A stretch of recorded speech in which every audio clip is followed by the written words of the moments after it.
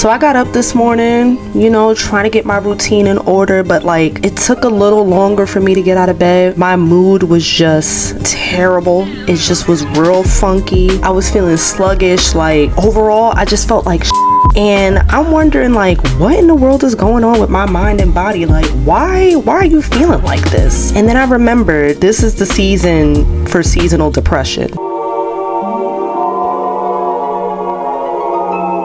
Greetings, good day, and welcome. I'm Deanna, and today I just wanted to have a quick chat about keeping our mental and physical health in order as we step into one of the hardest times of the year. Yes, it is holiday season. Christmas is coming, Halloween is coming, Thanksgiving is coming. I'm particularly really excited for Thanksgiving. I cannot wait to eat my family's food. Cannot wait. But I'm also disappointed that the sun, she's about to be gone.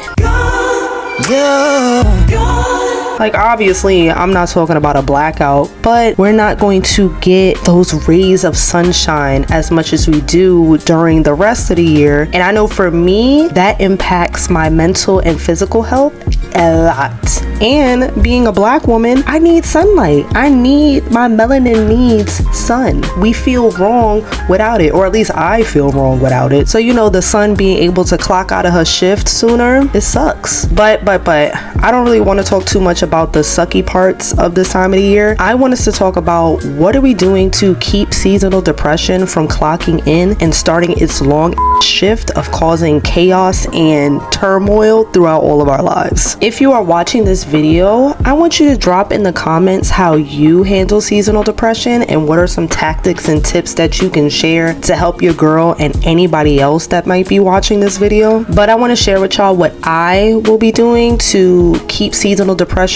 at bay, and maybe you can try some of these things too. First and foremost, I am making sure that I get outside as much as possible, as long as the weather permits it. Like I'm not trying to be out here like SpongeBob, okay? I am, and I feel like a lot of other people, I'm very weather oriented. So if it's cloudy, gloomy and such outside, I don't really want to do nothing. I just want to stay tucked in bed, probably reading a good book, having a nice cup of coffee. You know, I'm not really trying to do anything. But if it's sunny and bright outside, I'm trying to be outside. I'm trying to breathe fresh air, you know, like all of that. So while the weather still permits, while we are in the early stages of fall, while I can still go for a walk and not, you know, freeze or nothing like that, and there's not an ice box where my heart used to be, I'm gonna be outside. I'm so cold, I'm so cold, I'm so cold. Second, and if you've watched any of my videos, it should not really come as a surprise, but I'm gonna make sure that I do my yoga and meditation every morning and probably every night. I cannot tell y'all how significant it is for my mind, my body, and my spirit to make sure that I am keeping up with my yoga and meditation practices, because on the days that if I am like, you know, if I plan to get up and do my yoga and meditation and such and I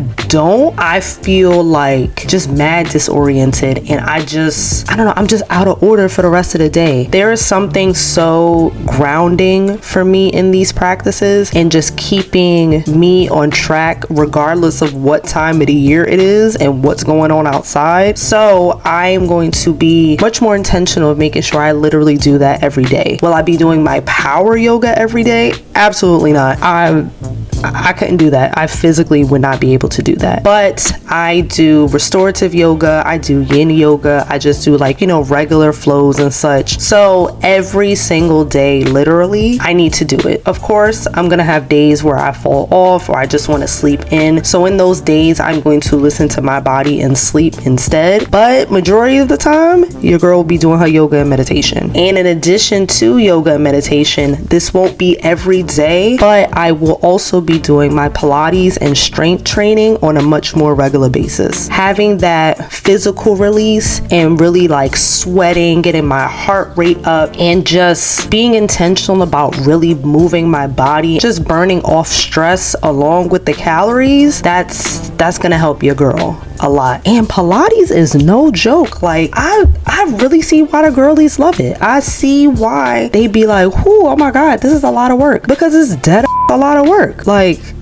damn. Next thing, and I've definitely gotten much more diligent about it, but it's journaling. There is such a relieving factor with putting my anxiety on paper and writing it out to God. I do have my prayer sessions and such, but I'm a writer. I've expressed before that my first creative outlet was writing, and it is still writing. I write letters to God. I write journal entries to God. Anything that I'm worried about, anything that's on my mind, anything that is anxiety or fear inducing, any of those emotions, I put it down on paper, and it's like I am physically handing it over to God. And even beyond just my godly journal entries, I'm making sure to just write more, to just get my thoughts and everything on paper, and just to lay things out. Like, even sometimes I find myself when I am writing, it's not always, I don't know, pretty or perfect and such. I have to go back and, cross things out, erase things here and stuff. And that's another reason why this is so random, but I love using my Kindle Scribe because I can easily erase and redo aspects of my writing. So with journaling, I am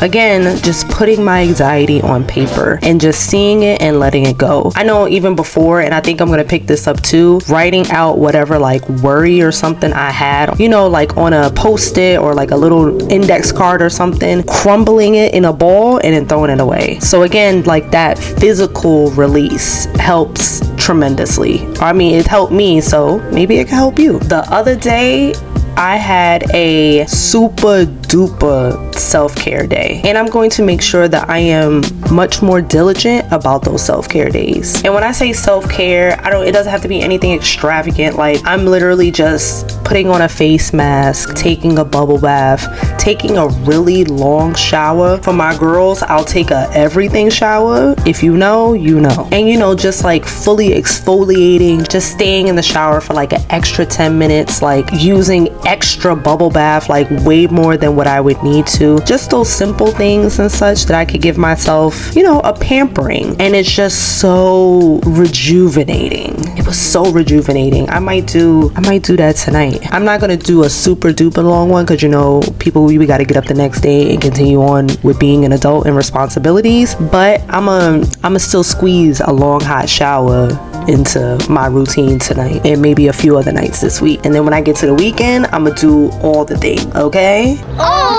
Okay. Along with my self-care days, another thing that I've been doing for myself is just small gifts of joy to myself. For me, that means book shopping, going out for a quick lunch or a dinner, going to a coffee shop and getting my favorite drink. That also means in the instances where I can actually splurge, I'll get myself a new gadget or like some new makeup, maybe a new perfume, small little gifts to myself here and there. It could be something as small as a cup of coffee or just, a book, or it could be as large as like new makeup, a new microphone, new camera, new whatever thing that I want for myself. Here and there, I'm gonna give myself small gifts of joy. Treat yourself. Fine leather goods. Treat yourself. It's the best day of the year. The best day of the year! Lastly, as we are stepping into the season of family gatherings and I will be moving back home to New York soon, I will be able to be around my family much more. I